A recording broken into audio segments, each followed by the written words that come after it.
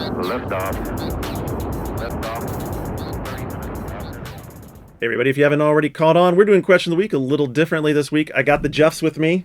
So it's like this is my brother Daryl and my other brother Daryl. All right, this Question of the Week. By the way, if you want to get your questions to us on Twitter at Weekend Confirmed or on our Facebook page, this one's on Twitter. It's AC5891 who asks, do you think if Nintendo doesn't deliver the same power as the next generation of Sony or Microsoft, will that be a deal breaker? Well, I think that this is sort of a conversation that got started over the last couple of weeks with the April Fools or April Fools related foo over, the Wii U is not even as powerful as the 360 and PS3, which of course we already know is not accurate. That devs have been talking about how it's certainly more modern architecture right off the bat. But look, Nintendo's never been about a high-powered piece of hardware. No. Nintendo, I think, is... Well, Super Nintendo. It was super powerful. It was the most powerful thing at the time.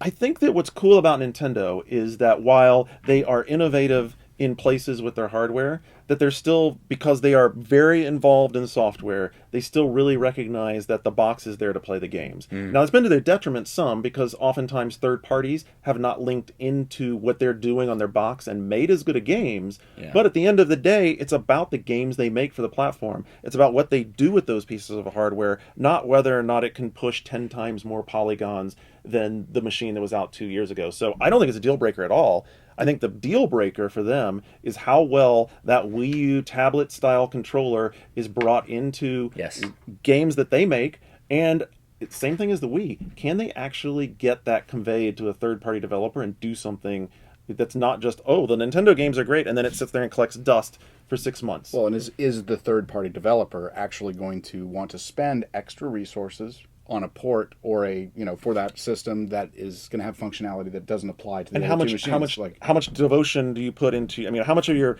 bandwidth for production do you put into something special and unique for one console? Yeah. I agree 100%. I think the Wii U lives and dies by that differentiator. That's the differentiator that they set out and said, here's what makes our console unlike anybody else's. And so if people buy into that, as they bought into the motion control when the Wii was first announced, then it will be a hit. And if they don't buy into that, then it will be a tough sell regardless of the nuts and bolts inside the box. For sure. And I think the real thing is going to be that what's going to happen is, for those reasons, third party is not going to be as invested. So it's really going to be down to, once again, how great are those first party Nintendo games? That'll be the deal breaker for the Wii U. So remember to keep up with us. Weekend Confirmed every Friday on iTunes and your RSS feeds.